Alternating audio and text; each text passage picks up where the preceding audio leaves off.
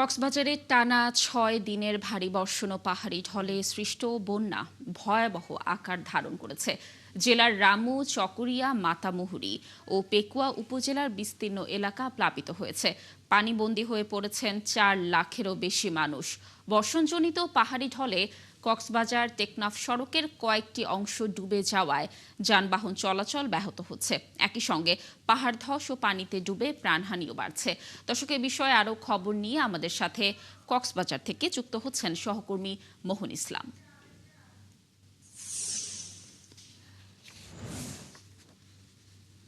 মোহন, নিশ্চয়ই শুনতে পাচ্ছেন আমাকে। মোহন, আমরা দর্শকদেরকে যেমন জানাচ্ছিলাম যে ৬ দিনের ভারী বর্ষণ, পাহাড়ি ঢলে আসলে বন্যাটি সৃষ্টি হয়েছে এবং ভয়াবহ আকারও ইতোমধ্যে ধারণ করেছে। এই মুহূর্তে সেখানে বন্যা পরিস্থিতির সর্বশেষ কি তথ্য রয়েছে? প্রশাসন থেকে কোনো ধরনের সতর্কতামূলক ব্যবস্থা থেকে শুরু করে কোনো ধরনের ব্যবস্থা নেওয়া হয়েছে কিনা জানাবেন।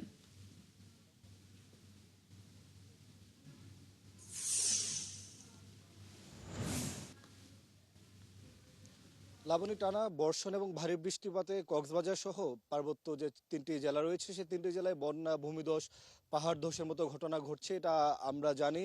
আমরা গত কয়েকদিন যাবৎ কাভার করে আসলে দর্শকদেরও জানাচ্ছিলাম, এবং এই গেল কয়েকদিনের যে টানা বর্ষণ, আজকে একটু বৃষ্টি কম। আমরা সকাল থেকে দেখছি কক্সবাজারের বৃষ্টির পরিমাণটা একটু কম। আমরা যে জায়গাটি আছি এটি মূলত হচ্ছে লামা আলী কদম যাওয়ার, অর্থাৎ বান্দরবনের সাথে যোগাযোগ করার কক্সবাজার থেকে একটি সড়ক।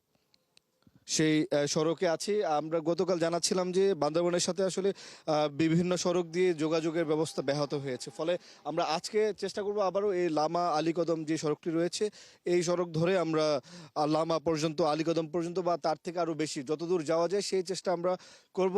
সেই সাথে দর্শকদেরকে আমরা জানাবো। একটু কক্সবাজারের কথা বলে রাখি, আমরা সকাল থেকে কক্সবাজারের পরিস্থিতি আমরা দেখে এসেছি। যদিও আমরা এখনো জুরিসডিকশন অনুযায়ী কক্সবাজার এলাকাতেই রয়েছি।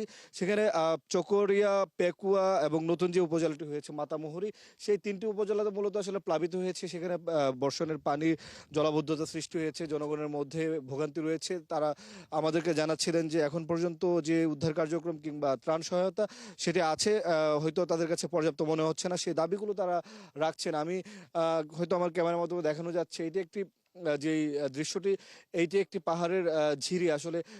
এটা ছোট খাল, এই খালেরও পানির যে স্রোত, এই স্রোতে আসলে এক ধরনের আভাস দেয় আমাদেরকে যে মাতামুহুরী নদী রয়েছে বা সাঙ্গু নদী রয়েছে, সেই নদীর স্রোতের কি পরিস্থিতি হতে পারে। এবং আমরা জেনেছি যে এই কক্সবাজারের আশেপাশে, তো আপনারা জানেন বান্দরবন ঠিক নিকটবর্তী, সেই আশেপাশে যে উপজেলাগুলো রয়েছে সেই উপজেলাগুলোতে নদীর পানি কিন্তু আপনার লোকালয়ে প্রবেশ করেছে, ফলে সেখানে মানুষের মধ্যে ভোগান্তি তো দেখা দিয়েছে এবং ভূমিধসের ঘটনা ঘটছে। গতকাল পর্যন্ত আমরা কক্সবাজার এবং বান্দরবন মিলিয়ে 7 জনের মৃত্যুর ঘটনা পেয়েছি। এর আগের দিন 8 জনের মৃত্যু ঘটেছে উকিয়াতে। এখানে ভূমিধস বা পাহাড় ধসের যেই আপনার ঝুঁকি সেটা অনেক বেশি পরিমাণ দেখা যাচ্ছে, যেহেতু টানা বর্ষণ হচ্ছে। কিন্তু আজকে একটু কক্সবাজার বা এই এলাকার মানুষের জন্য একটু সুখের দিন হলে হতেও পারে, কারণ আপনি জানেন যে যেমনটা বলছিলাম আগে, এখন পর্যন্ত বৃষ্টির খুব একটা দেখা আমরা পাইনি। রোদ ওঠার এক ধরনের দৃশ্য আমরা দেখতে পাচ্ছি, ফলে মানুষের মধ্যে আশার সঞ্চার হতেই পারে। কিন্তু যেহেতু টানা 6 দিন ধরে বর্ষণ হচ্ছে, সে ফলে এখানে যে মাটি নরম হয়ে যাচ্ছে, মাটি নরম হয়ে ভূমিধসের ঘটনাগুলো ঘটছে যেমনটা বলছিলাম। এবং আবহাওয়া পূর্বাভাস কিন্তু বলছে আগামী শনিবার অর্থাৎ আগামীকাল পর্যন্ত সেই টানা বর্ষণ হওয়ার সম্ভাবনা রয়েছে বা তার কথা বলছে। তারপর হয়তো আবহাওয়া আবার পরিবর্তন হবে। কিন্তু এখন পর্যন্ত সাঙ্গু, মাতামুহুরী সহ এই আশেপাশের জেলাগুলো যে নদীগুলো রয়েছে সেই নদীগুলোর পানি বিপদসীমা তো অনেক আগে অতিক্রম করেছে এবং সেই পানি